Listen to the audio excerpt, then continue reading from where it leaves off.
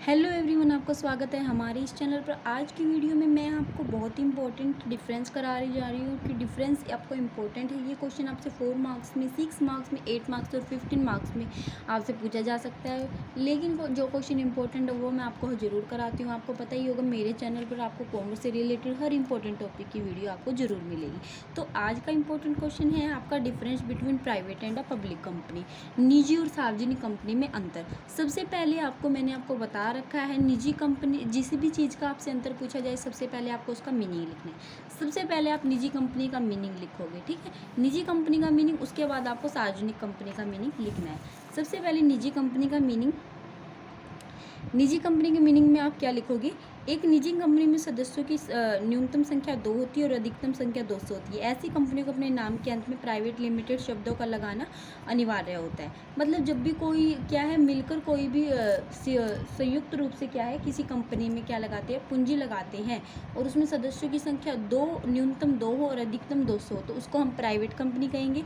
और public company क्या किसको कहेंगे? जिसके नाम के आगे क्या लिखना है? सिर्फ लिमिटेड लिखना जरूरी है। उसको प्राइवेट लिमिटेड नहीं लिखना, ओनली लिमिटेड लिखना है। जैसे राम लिमिटेड हो गया, श्याम लिमिटेड हो गया, ठीक है, उसको ऐसा लिखना जरूरी होता है। और उसमें क्या है, सदस्यों की न्यूनतम संख्या 7 होती है और अधिकतम कोई सीमा नहीं। तो सबसे पहले आपको ये मीनिंग में लिखना है, मीनिंग में यही लिखना है आपको, ठीक है। उसके बाद आपको बेसिस के अकॉर्डिंग डिफरेंस लिखना है। तो सबसे पहला आपका जो बेसिस है वो है क्या है? सदस्यों की संख्या। आपको सदस्यों की संख्या बतानी है कि निजी कंपनी में कितनी होती है और सार्वजनिक कंपनी में कितनी होती है। निजी कंपनी में सदस्यों की न्यूनतम संख्या 2 और अधिकतम संख्या कितनी होती है? 200 होती है, इससे ज़्यादा नहीं हो सकती। लेकिन जो पब्लिक कंपनी है, आपकी सार्वजनिक कंपनी है, सार्वजनिक कंपनी में सदस्यों की न्यूनतम संख्या 7 और अधिकतम संख्या क्या है? निर्गमित अंशों की संख्या तक सीमित है। मतलब कोई सीमा नहीं है एक तरह से, ठीक है।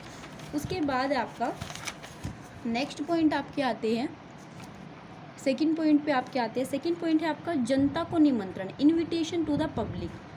उसके बाद है अपने अंशों तथा ऋण पत्रों को क्रय करने के लिए एक निजी कंपनी प्रविवरण द्वारा जनता को आमंत्रित नहीं कर सकती। मतलब वो ये नहीं, जैसे एडवर्टाइजमेंट देते हैं कोई भी प्रोडक्ट बेचने के लिए, ऐसे ही अंशों को बेचने के लिए क्या दिया जाता है? प्रविवरण दिया जाता है कि हाँ आओ और हमारे अंशों को खरीदो। तो प्राइवेट कंपनी है वो अपने अंशों को खरीदने के लिए आमंत्रण नहीं दे सकती, ठीक है। लेकिन जो सार्वजनिक कंपनी पूंजी की अपनी संपूर्ण आवश्यकताएं जनता से ही पूरी करती है, क्योंकि जितनी भी पूंजी लगाई जाती है वो क्या है? जनता ही देती है। इसलिए अपने अंशों और ऋण पत्रों को खरीदने के लिए वो क्या कर सकती है? प्रविवरण जारी कर सकती है। मतलब एक तरह से एडवर्टाइजमेंट दे सकती है। एडवर्टाइजमेंट नहीं बोलेंगे लेकिन इसको प्रविवरण ही बोलेंगे, ठीक है। उसके बाद थर्ड पॉइंट है अंशों का आवंटन, मतलब अलॉटमेंट ऑफ शेयर। एक निजी कंपनी समामेलन का प्रमाण पत्र मिलने के तुरंत पश्चात अंशों का आवंटन कर सकती है। जैसे ही उसको रजिस्ट्रेशन का वो मिल गया कि मतलब प्रमाण पत्र मिल गया समामेलन का, रजिस्ट्रेशन का, वो तुरंत अपने क्या कर सकती है? अंशों को अलॉट कर सकती है, शेयर्स को अलॉट कर सकती है। लेकिन एक सार्वजनिक कंपनी अंशों का आवंटन तब तक नहीं कर सकती जब तक उसे मिनिमम सब्सक्रिप्शन प्राप्त ना हो सके। मतलब जब तक उसे मिनिमम पूंजी ना मिल जाए तब तक वो क्या है? अंशों को अलॉट नहीं कर सकती। फोर्थ पॉइंट है व्यापार प्रारंभ करना, कमेंसमेंट ऑफ अ बिजनेस। एक निजी कंपनी समामेलन के प्रमाण पत्र के प्राप्त होते ही अपना तुरंत व्यापार क्या कर सकती है? प्रारंभ कर सकती है। लेकिन एक सार्वजनिक कंपनी अपना व्यापार तब तक प्राप्त नहीं कर सकती जब तक उसे व्यापार कर, मतलब उसको ना, जो प्राइवेट कंपनी होती है उसको तो क्या होता है? सिर्फ समामेलन का प्रमाण पत्र प्राप्त होना जरूरी होता है, वो डायरेक्ट अपना बिजनेस स्टार्ट कर सकती है। लेकिन जो सार्वजनिक कंपनी है उसको क्या है? व्यापार प्रारंभ करने का भी एक प्रमाण पत्र मिलता है। जब तक उसको वो नहीं मिलता तब तक वो अपना बिजनेस स्टार्ट नहीं कर सकती। फिफ्थ पॉइंट है आपका प्रविवरण जारी करना। यह कंपनी प्रोस्पेक्टस तथा statement of leave of prospectus निर्गमित नहीं कर सकती। मतलब यह प्रोस्पेक्टस जारी नहीं कर सकती, मतलब एक तरह से प्रविवरण नहीं जारी कर सकती। लेकिन जो सार्वजनिक कंपनी होती है इसके लिए प्रविवरण निर्गमित करना आवश्यक है। प्रविवरण के अभाव में स्थापना प्रविवरण जारी करना आवश्यक है। मतलब इसको प्रोस्पेक्टस जारी करना जरूरी है, इसको प्रोस्पेक्टस जारी करना जरूरी नहीं है। सिक्स्थ पॉइंट है आपका अंशों का हस्तांतरण, ट्रांसफर ऑफ शेयर। निजी कंपनी के अंशों का हस्तांतरण प्रतिबंध सीमाओं में ही किया जा सकता है। मतलब ये नहीं है कि वो अपना ट्रांसफर नहीं कर सकती, कर सकती है लेकिन कुछ सीमा में रहकर।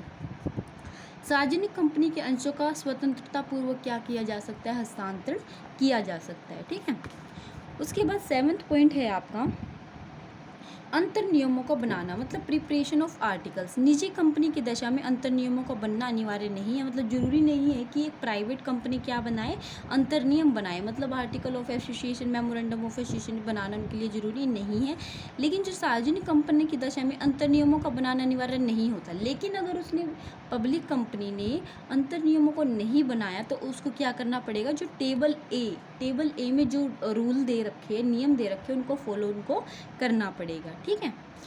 8th है वाहक अंश अधिपत्र जारी करना, issue of bearer share warrant. निजी कंपनी में वाहक अंश अधिपत्र निर्मित नहीं किया जा सकता, लेकिन इसमें पब्लिक कंपनी में इसमें वाहक अंश अधिपत्र तभी निर्मित किया जा सकता है जबकि अंश क्या हो, पूर्णतः फुल्ली पेड हो। ठीक है। 9th पॉइंट है संचालकों की संख्या, मतलब नंबर ऑफ डायरेक्टर। इसमें कम से कम 2 संचालक हो सकते हैं और इसमें कम से कम 3 संचालक हो सकते हैं पब्लिक कंपनी में। उसके बाद 10th है क्वालिफिकेशन शेयर्स, मतलब योग्यता अंश। निजी कंपनी में संचालकों के लिए योग्यता अंश लेना अनिवार्य नहीं है, लेकिन सार्वजनिक कंपनी में संचालकों के लिए योग्यता अंश लेना अनिवार्य है। उसके बाद बात करते हैं आपके 11th पॉइंट की संचालकों की संख्या में वृद्धि। एक निजी कंपनी बिना केंद्रीय सरकार की अनुमति के संचालकों की संख्या में वृद्धि नहीं कर सकती। जब तक प्राइवेट कंपनी को केंद्रीय सरकार से अनुमति नहीं मिलती तब तक वो अपने डायरेक्टर की संख्या नहीं बढ़ा सकती। जिस दिन केंद्रीय सरकार ने बोल दिया कि आप अपनी डायरेक्टर की संख्या में वृद्धि कर सकते हो तो वो कर सकती है। उसके बाद एक सार्वजनिक कंपनी तब तक संचालकों की संख्या में वृद्धि नहीं कर सकती जब तक उसे केंद्रीय सरकार से अनुमति प्राप्त न हो। ठीक है। वो मतलब जब तक केंद्र सरकार से अनुमति नहीं मिलती तब तक वो क्या अपने संचालकों की संख्या में वृद्धि नहीं कर सकती। उसके बाद है 12th पॉइंट है संचालकों को ऋण, लोन टू द डायरेक्टर। निजी कंपनी में संचालकों को ऋण लेने के लिए केंद्रीय सरकार की पूर्व अनुमति लेना आवश्यक नहीं है, मतलब ऋण लेना है तो उसको सरकार की अनुमति लेने की ज़रूरत नहीं है। लेकिन एक पब्लिक कंपनी को ऋण लेने के लिए पहले सरकार की अनुमति लेनी पड़ेगी। 13 पॉइंट है संचालकों का बारी बारी से अवकाश ग्रहण करना, retirement of a director by rotation. निजी कंपनी में संचालकों को बारी बारी से अवकाश ग्रहण करना आवश्यक नहीं है, मतलब ज़रूरी नहीं है कि एक हटा फिर दूसरा आए, मतलब ऐसे रोटेशन नहीं चलती उसमें। लेकिन सार्वजनिक कंपनी में 1/3 संचालकों को बारी बारी से अवकाश ग्रहण करना आवश्यक है। 14 पॉइंट लिमिटेड शब्द का प्रयोग, uses of a word limited. निजी कंपनी के नाम के अंत में प्राइवेट लिमिटेड लिखना जरूरी है, सार्वजनिक कंपनी के नाम के अंत में केवल लिमिटेड शब्द लिखना जरूरी है। तो ये आपके 14 पॉइंट हैं।